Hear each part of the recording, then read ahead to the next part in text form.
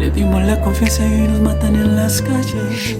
Bien, yo quisiera resaltar, tengo aquí varios elementos a tener en cuenta, pero lo primero que me gustaría resaltar es que cuando uno hace un balance de este tipo, es evidente que los factores estructurales, socioeconómicos y políticos, asociados también con la clausura democrática que tenemos en Colombia, siempre muestran si se quiere, la existencia de unas condiciones que hacen que todos estos ejercicios de movilización y protesta se puedan dar. Es decir, cuando se habla de lo que ocurría en 1971, en 1991, en 2011, siempre aparece un conjunto de factores de la historia de Colombia, si se quiere, estructurales, que justifican totalmente estos ejercicios de movilización. Factores asociados justamente a elementos socioeconómicos amplios, pero también asociados a una clausura muy fuerte de la democracia en el país, que en gran medida intenta ser cuestionada por otros mecanismos democráticos que trascienden la idea del voto y que más aún trascienden la idea del voto en un régimen fundamentalmente bipartidista como el que ha tenido Colombia. Entonces, primer punto que me parece valioso, encontrar a partir de las movilizaciones elementos que hacen parte de la historia y elementos estructurales que hacen parte de las condiciones económicas, políticas y sociales del país que explican dichas movilizaciones y que permiten el despliegue de las mismas. El segundo punto que me parece importante aquí resaltar es el siguiente, y creo que ha habido algunos elementos mixtos o algunas posturas mixtas en relación con esto, y es que en ese marco de unos factores estructurales importantes que ayudan a explicar la protesta, la movilización juvenil, siempre ha habido el debate de hasta dónde van las demandas que se plantean desde el movimiento estudiantil y los horizontes de lucha que desde allí se plantean. En ese punto, y aquí permítanme que también entre un poquito en la discusión, lo que hemos encontrado en algunos estudios que hemos hecho sobre el movimiento estudiantil es que por lo general el movimiento estudiantil ha logrado establecer, si se quiere, un conjunto de demandas que van desde lo más, si se quiere, gremial, asociado con demandas muy específicas del movimiento. En ese momento Aura lo señalaba como unas reivindicaciones muy precisas del movimiento estudiantil en 1971, pero en gran medida esas demandas no se quedan ahí. O sea, el movimiento ha logrado trascender demandas que podríamos llamar gremialistas hacia demandas de política educativa más amplias, pero algo muy importante, hacia demandas también amplias en términos de la política nacional e incluso en algunos momentos internacional. Es decir, el movimiento estudiantil como movimiento juvenil es un movimiento que no necesariamente se circunscribe a unas demandas específicas con el ámbito de la educación superior particularmente, sino que trasciende estos elementos y en gran medida los trasciende debido a las circunstancias históricas que rodean la emergencia del movimiento, circunstancias estructurales, circunstancias de clausura democrática en la sociedad colombiana. En todo caso, veía ahí un elemento muy importante, y es que mientras Aura nos presentaba una idea que en algún momento podía acercarse más a unas demandas más, si se quiere, gremialistas, asociadas con la idea del gobierno, el cogobierno, la autonomía universitaria, el presupuesto universitario, Ana María nos presentaba unas demandas mucho más amplias, asociadas también con elementos del sistema político colombiano. En ese punto, la MANE en gran medida como que recoge ambas cosas, porque la MANE se plantea un conjunto de demandas relacionadas sí con los elementos de la educación universitaria, pero trasciende, y por ejemplo yo me acuerdo que había demandas relacionadas con el acuerdo de paz y este tipo de cosas. Entonces, en gran medida, el movimiento va recogiendo unos acumulados en términos de demandas, acumulados en términos de trascender cierto tipo de peticiones, pero también con una memoria. Y importante resaltar que cuando se habla de la Mesa Amplia Nacional Estudiantil y del Programa Mínimo de los Estudiantes, el título que se le dio, Programa Mínimo de los Estudiantes, se retomó justamente del denominado programa mínimo estudiantil, creo que era de los estudiantes también, en 1971. Es decir, en todo caso persiste una memoria histórica en términos de reconocer unas reivindicaciones que han trazado la historia del movimiento y han trazado la historia de la sociedad colombiana. Entonces, importante creo señalar esos elementos. Pero obviamente todo esto genera una tensión y trato de darle algún orden a la riqueza de las intervenciones. Y es que en la medida en que las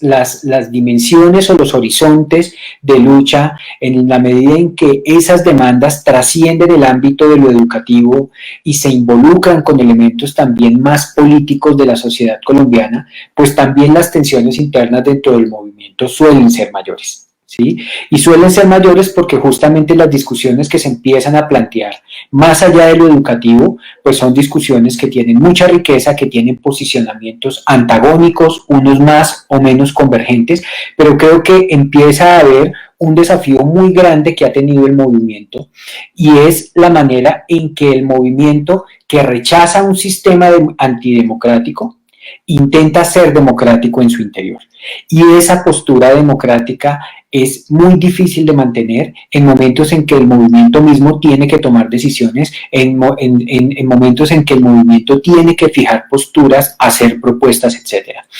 No sé, y eso no me quedó muy claro, cómo logró en algún momento, y no sé si era porque era más pequeño el movimiento o los espacios donde se discutió eran más pequeños,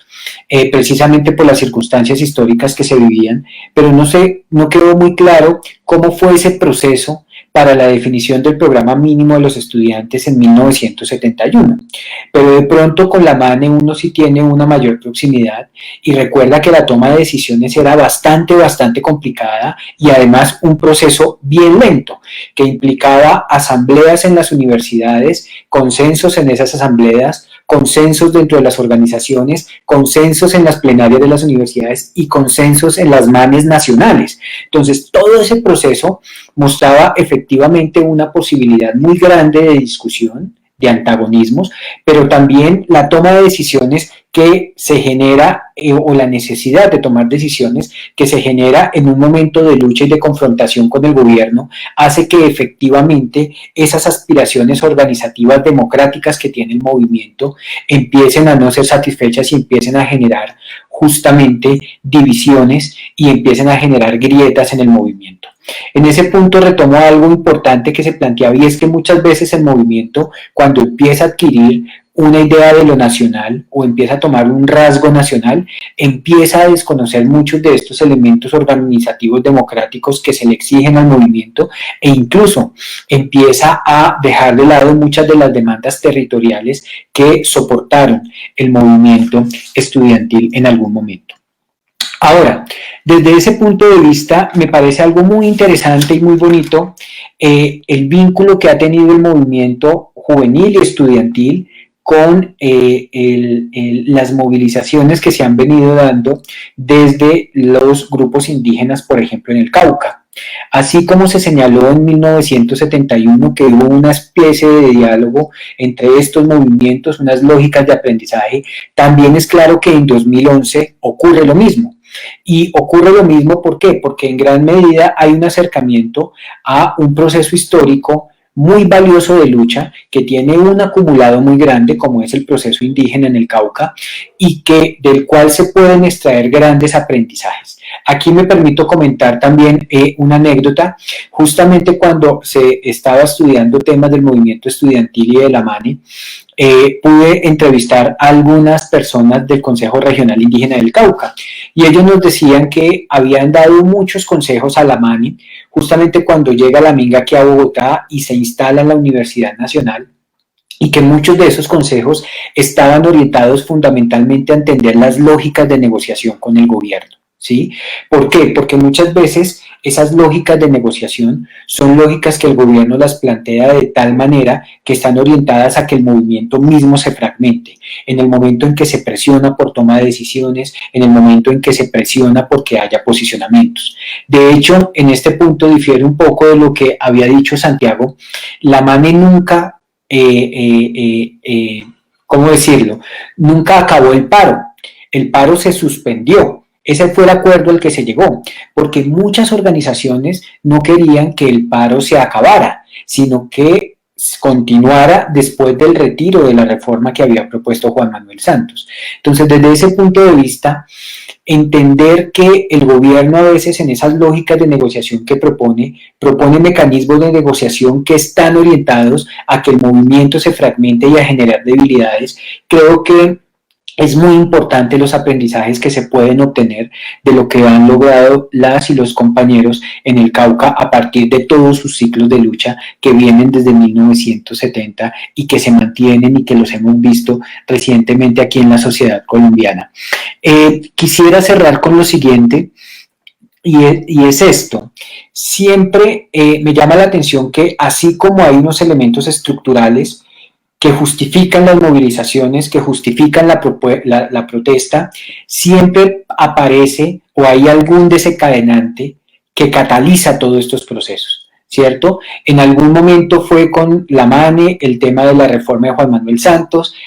en el momento que vivimos el tema de la reforma tributaria, en el 71 también había elementos coyunturales que llevaron a que estos movimientos se catalizaran y que llevaran, digamos, a unos procesos de lucha mucho más amplios. ¿Eso qué quiere decir? Que en gran medida las posibilidades de lucha y si se quiere, de movilización social siempre están latentes en una sociedad que, como he mencionado, tiene unos problemas estructurales en términos políticos, económicos, democráticos, y esto lleva a que efectivamente aparezca cualquier pretexto o cualquier detonante que lleva a que este elemento que se mantiene latente y muchas veces reprimido, efectivamente pueda emerger y pueda llevarnos a momentos como los que estamos viviendo ahorita. Cierro con lo siguiente. Creo que efectivamente se plantea un gran desafío, como lo habían dicho en algún momento, en términos de pensar el movimiento hoy como un movimiento que a la vez es estudiantil, es juvenil y es popular, ¿sí? Y creo que eso genera un enorme desafío para la manera como se plantea la organización del movimiento, si es que hay que plantear algún tipo de organización. Me llamaba mucho la atención la postura de Ana María cuando hablaba de la organización de la séptima papeleta y de esta movilización, en donde no era tan clara el establecimiento de una organización jerárquica, de una organización, si se quiere, orgánica, sino que más o menos funcionaba de cierta manera, tal vez un poco más espontánea, pero funcionaba y llevaba a que hubiese unas reivindicaciones muy claras y a la consecución de unos objetivos muy precisos. No sé si desde ahí puede haber también aprendizajes en términos de pensar estas movilizaciones estudiantiles, juveniles, populares, en términos de otro tipo de organización y no necesariamente desde una organización que en algún momento empieza a generar fracturas y empieza a generar tensiones dentro del movimiento mismo. Pero eso nos lleva también a la discusión sobre las propuestas, ¿cierto? Y es si efectivamente se puede reunir todo un conjunto de propuestas en términos estudiantiles, juveniles y populares, y si efectivamente eso le permite dar o no una identidad a estos movimientos juveniles que hoy tenemos en Colombia. ¿Hasta qué punto es factible que se puedan plantear reivindicaciones en todos estos niveles y hasta qué punto es factible que el movimiento como organización se sostenga partiendo del supuesto de que se debe mantener hasta que esas reivindicaciones no se materialicen, ¿cierto? Y efectivamente surge aquí, en el marco de estos elementos, la discusión sobre, que ya en algunos sectores se ha venido planteando, también sobre una posible constituyente, que efectivamente, y desde la experiencia que lo han presentado, no necesariamente sería hoy la mejor salida, y no representaría tal vez una posibilidad cierta de generar transformaciones en la medida en que se están planteando. Sin embargo, distintas organizaciones lo plantean. Yo también creo que puede ser bastante riesgoso en estos momentos y creo también que debería valorarse este tema desde el punto de vista de la experiencia histórica y desde el punto de vista de una experiencia histórica contada desde las luchas y contada desde todos los desafíos que implica la lucha.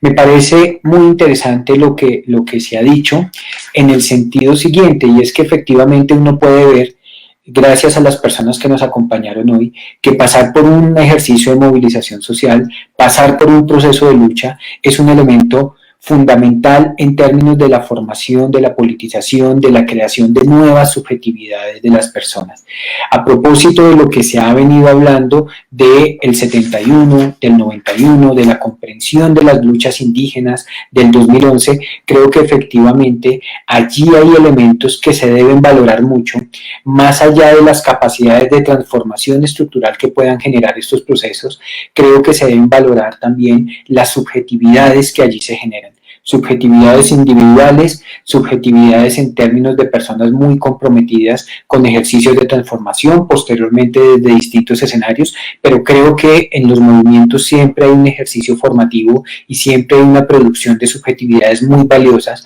que tal vez deberíamos valorar con mayor fuerza en los análisis académicos que podamos realizar.